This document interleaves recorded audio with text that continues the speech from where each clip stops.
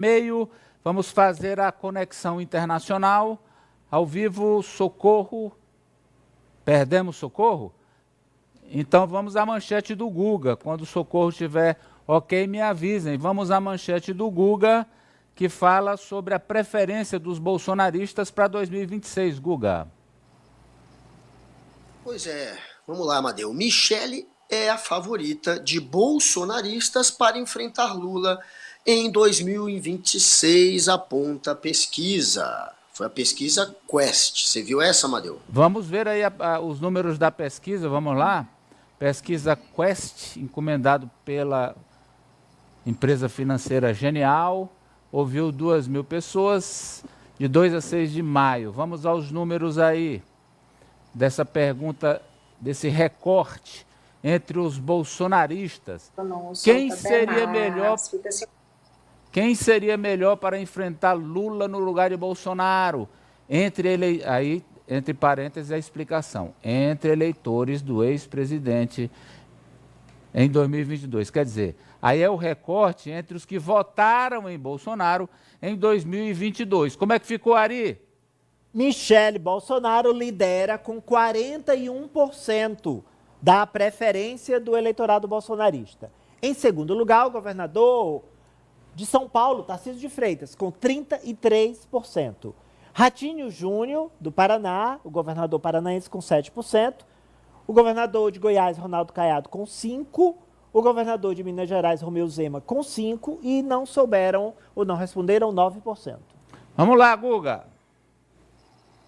E aí, Amadeu, será que Michele vai ser o nome da extrema-direita em 2026? Se depender do eleitorado, seria a Michele, mas não depende do eleitorado, depende, acima de tudo, de Jair Bolsonaro. Quem que ele quer colocar no lugar dele na próxima eleição? A Michele deseja, claro, uma cadeira ao Senado aqui pelo Distrito Federal, em dobradinha com a Damares, que concorreria a cadeira de governante, a virar governadora do Distrito Federal. Então, essa é a intenção de Michele Bolsonaro, até porque ela não tem ainda capital político ou experiência política para bater de frente numa eleição com o Lula. O Lula vai tentar a reeleição e é muito complicado você concorrer contra alguém que tem o faro político do Lula. O Tarcísio apareceu em segundo, né? 8 pontos atrás da Michele, mas o Tarcísio também, se depender dele, fica para depois. Ele quer tentar a reeleição lá pelo governo de São Paulo. Ele sabe que também é muito arriscado concorrer contra o Lula, com a máquina do Estado na mão.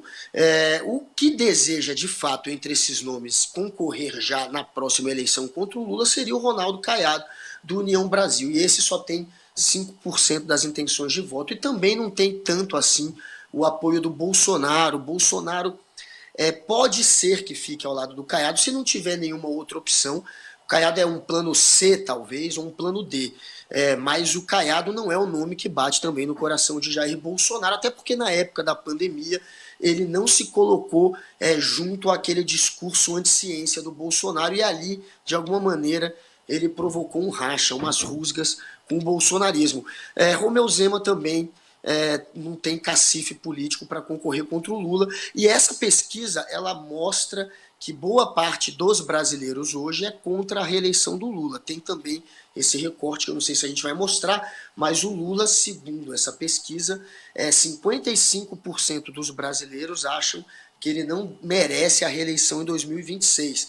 Mesmo assim, a intenção de voto dele é superior aos dos concorrentes. Ele tem 6 pontos a mais do que a Michele, e ele tem hoje um número também superior ao que tinha o Bolsonaro nesse mesmo período de governo, depois de um ano de governo Jair Bolsonaro. E, claro, faltam 3 anos de governo, tem a máquina do Estado na mão. Se a gente relembrar do Jair Bolsonaro, que conduziu muito mal o Brasil numa pandemia, que teve um período de recessão econômica e que atacou a democracia, mesmo assim, usando, claro, a máquina que ele tinha na mão, o Estado que ele tinha, quebrando o Brasil, ele quase conseguiu se reeleger.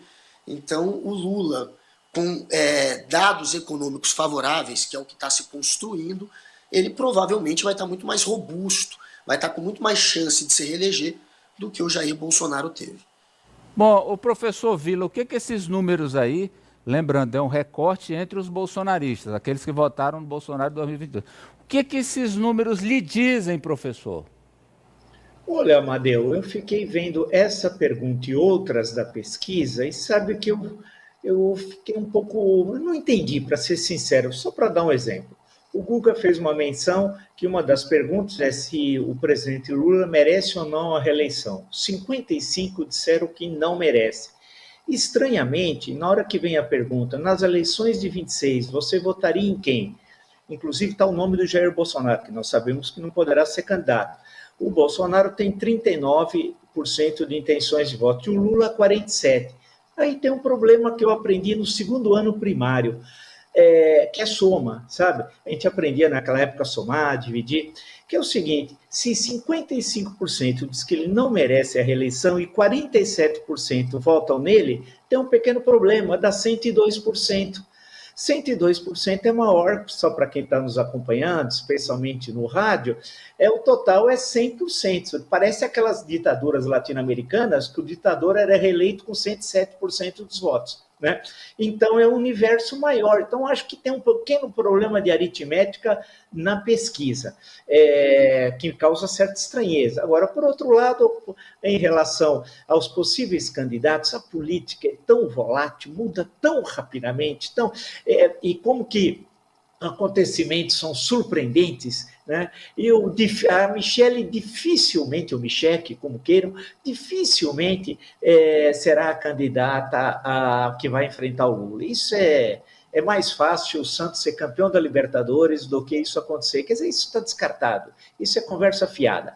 O Tarcísio, vamos esperar se em São Paulo, se tiver oposição a ele, que no momento não há oposição, ele vai tentar, eu também acho, a reeleição aqui para o governo do Estado. Eu acho que a questão está... no fundo, o Bolsonaro joga com a ideia da anistia. Ele espera ser anistiado antes das eleições de 26. Para a eleição da próxima mesa diretora, os bolsonaristas só vão apoiar o candidato para a Câmara dos Deputados que se comprometa com a anistia do Bolsonaro. No fundo, o candidato Bolsonaro é ele próprio. Sempre foi, concordo inteiramente, professor Vilari. Olha, eu quero colocar um elemento novo, né, nessa discussão, que é o vice. Parece relevante, né? Mas não é não. Depois que o Michel Temer conseguiu o mandato da Dilma, o vice ganhou outro status nesse país, né? O vice é importante, cuidado com o vice.